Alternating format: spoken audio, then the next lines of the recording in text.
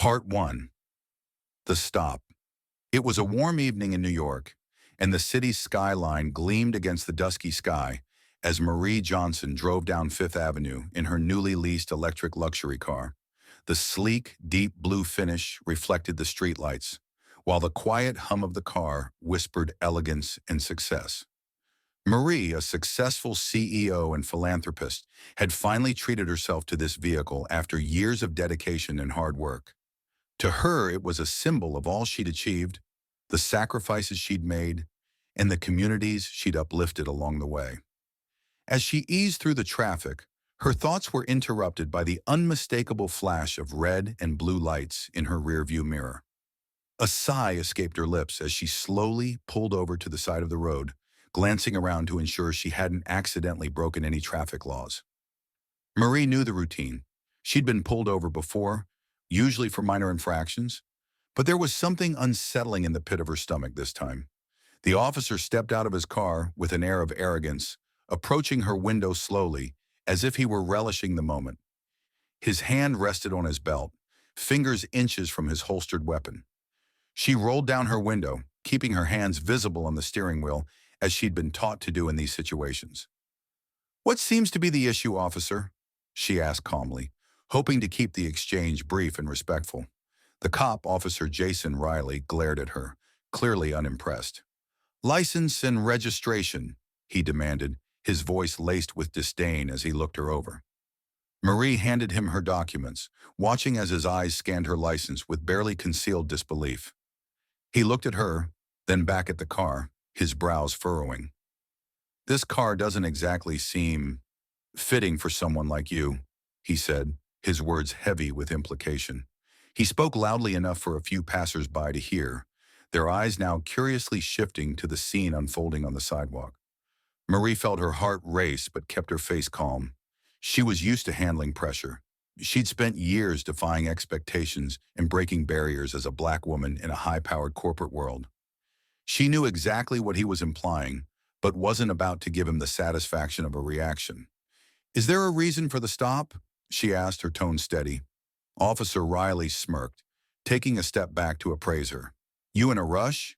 You don't look like you belong here, that's all. We get a lot of stolen vehicles in this area."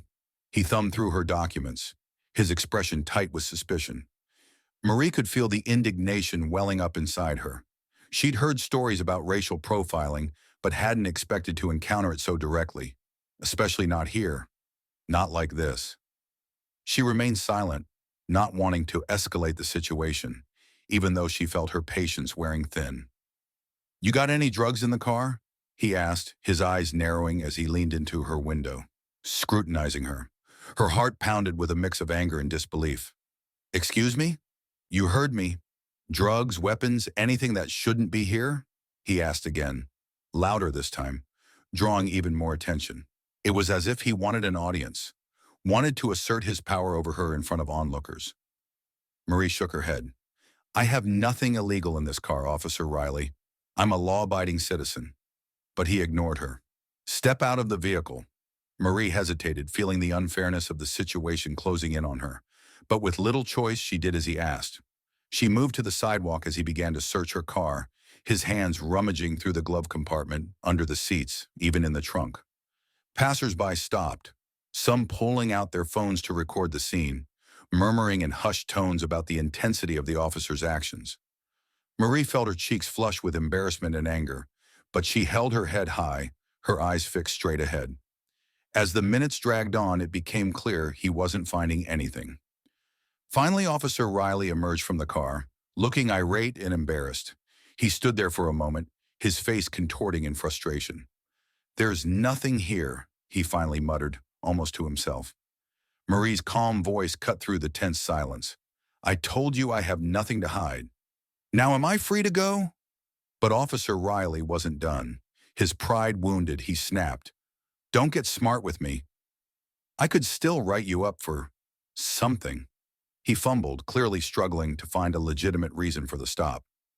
Marie took a deep breath, knowing she could turn this moment into a lesson, not just for him, but for everyone watching. "Perhaps you should reconsider how you treat people, Officer Riley," she said, her voice firm yet composed. You'll soon find that not everyone fits into the box you expect them to. But before he could respond, a familiar figure approached. Part 2. The Shift in Power. A tall man, impeccably dressed in a dark suit, stepped out from the growing crowd.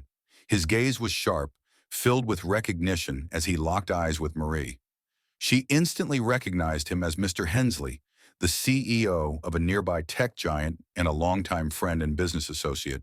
The two had collaborated on numerous charity events and community projects. "Marie," he greeted her warmly, completely ignoring Officer Riley. "Everything all right here?" Marie allowed herself a small smile, comforted by his presence. "Just a misunderstanding, I suppose." Mr. Hensley turned his gaze to Officer Riley, a mixture of disappointment and frustration flickering in his eyes. "Officer, this woman is one of the most accomplished and respected business leaders in this city," he said, his voice low but commanding. "Do you have any idea who you're dealing with?" Riley stammered, his confidence suddenly faltering. I, I was just doing my job, sir." "Harassing successful women because they don't look like your idea of success isn't doing your job," Mr. Hensley replied sharply. His voice projected authority and decisiveness, causing Riley to shift uncomfortably. "Perhaps it's time you reevaluate what doing your job actually means." Seeing the shift in power, the bystanders started murmuring more audibly, their phones still recording the entire incident. Some of them even started clapping, the sentiment of justice filling the air. Marie, ever the professional, turned to Officer Riley with calm dignity. "Next time, perhaps you should trust that appearances can be deceiving," she said gently. "Not everyone who looks a certain way fits your narrow assumptions." Riley, now fully aware of his mistake, avoided her gaze, muttering something unintelligible as he stepped back, letting her return to her car. Marie nodded to Mr. Hensley in gratitude before taking her seat behind the wheel once more. As she drove away, she couldn't help but feel a renewed sense of purpose, knowing that her presence and her position challenged the expectations of people like Officer Riley. And though she knew there was still much work to be done, she also knew she'd continue to lead by example, driving change, one encounter at a time.